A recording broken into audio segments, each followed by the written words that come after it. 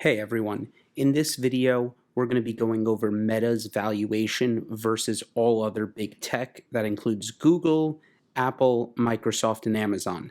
Now before we get into this video, if you could smash the like button, it really helps the YouTube algorithm, and if you haven't subscribed to the channel, definitely subscribe. First, for those unaware, Meta is the new name for Facebook.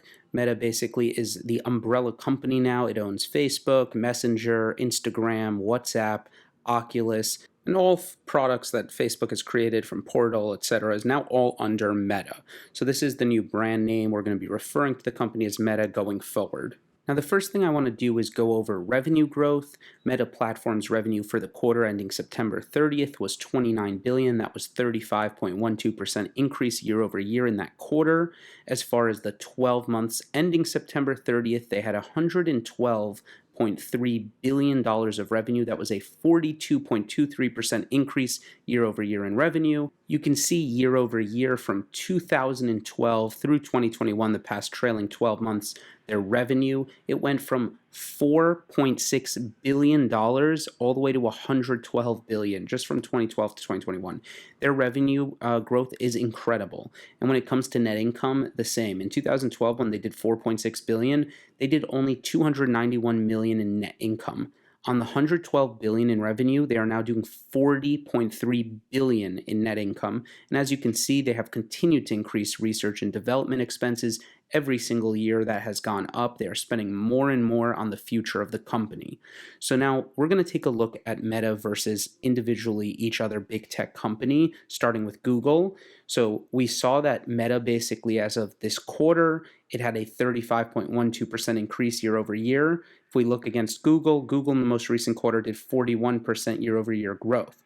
So Google had a higher growth year over year as far as this quarter. If we look at the trailing 12 months, Meta has beat Google with 42.23% increase year over year. Alphabet, I should say, instead of Google, actually had 39.32% year over year. So Facebook did better growth year over year. If we're looking from 2019 to 2020, Meta did 21.6% growth. Alphabet did 12.77. If we're looking at 2018 to 2019, Meta had 26.6% growth. Alphabet had 18.3%. In 2017 to 2018, Meta had 37.35% growth. Alphabet had 23.42% growth. So basically, every single year, Meta has outperformed Alphabet in revenue growth. From 2017 forward, we are going to be looking a little earlier than that at a 5-year chart later, but we're just going to start with this basically for each company. So clearly, I believe Meta beats Alphabet when it comes to revenue growth. The next thing we're going to look at is Meta versus Apple's revenue growth.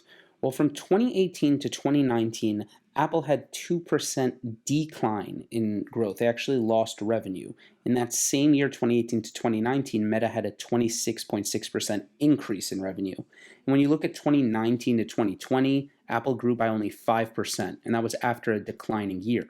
Well, in 2019 to 2020 for Meta, we had a growth rate of 26.6%. And then when you look at 2020 through 2021, Apple grew 33.26%, a huge growth because it wasn't growing too much before that. But even with that 33% growth that Apple had 2020 to 2021, Facebook or Meta had 42.23% growth in that year. So still beat it even after massively outperforming its growth the years before. So when we look at Meta versus Apple, it's no question Meta has much better revenue growth in its history most recently, and even in the most recent quarter, 35% versus 28% in the most recent quarter. Then we look at Meta versus Microsoft. Well, Microsoft from 2018 to 2019 had 14% growth. In 2018 to 2019, we said Meta has 26% growth, so Meta beat it that year.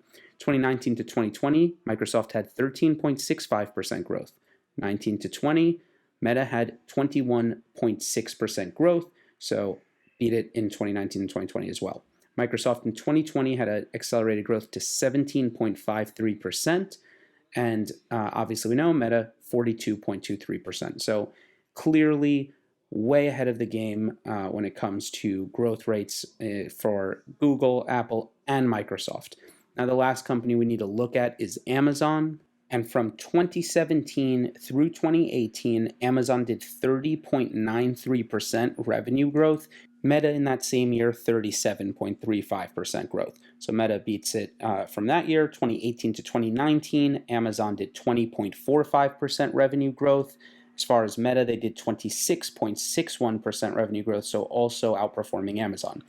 As far as 2019 to 2020, Amazon did 37.62% revenue growth. This was the year that it did outperform the revenue growth of Meta, which had 21.6% revenue growth. And in the most recent year, Amazon in the last 12 months did 31.62% revenue growth, underperforming Meta's 42.23% revenue growth. So if you take the 5-year average growth rate of the last trailing 12 months of 2016 through 2021, those 5 years, I break down each year's revenue growth rate. You can pause the screen and see it if you like, year by year. And the 5-year average growth rate for Meta was 35.85%. For Alphabet, it was 23.18%. For Apple, it was 21.68%. For Microsoft, it was 13.76%, and for Amazon, it was 29.14%. So Meta clearly outperforms. It is no question that Meta has the highest growth rate, not only in the past trailing 12 months, but also as an average over the past 5 years. So Meta is outperforming in growth rate in the most recent 12 months and in the past 5 years when you average each year. So they clearly are ahead of the game against the rest of big tech. And normally you have to pay a much higher multiple when you get higher growth. It's extremely commonplace to pay a higher PE when the growth rate's higher because you know that you're going to get the value soon because it's just growing at a faster rate. So you would assume based on those results that Meta would be trading at a higher price to earnings than the rest of big tech. And the funny thing is, it's not. If you look at the price to earnings for Meta currently, it's 23.59 with a forward price to earnings of 22.57. Compared to the rest of big tech, Alphabet has a current PE of 28.66, forward PE of 26.3. Apple, a current PE of 31.99, forward PE of 32.05. Microsoft, a current PE of 38.32, a forward PE of 37.45, and Amazon, a current PE of 67.36, and a forward PE of 53.76. This tells us that Meta currently trades at a lower multiple than the rest of big tech, yet it has the highest growth among big tech.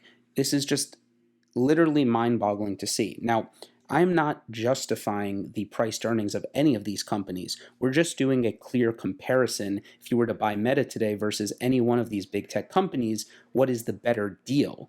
Amongst should you pay 23 times earnings or should you pay 67 times earnings for a company like Meta or Amazon, that is up to you and that is a different topic. But the question is, you are paying a multiple when you invest in a company on their earnings and you are getting a company that grows at a certain rate. These are numbers that no one can trick. It's just a fact. What is their revenue and what are you paying for the stock right now? So Meta clearly presents the best deal when it comes to price to earnings and when it comes to highest growth rates.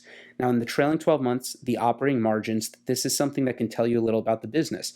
Maybe if the company didn't have as good margins, you'd be worried, so you wouldn't want to pay as much of a multiple or this or that.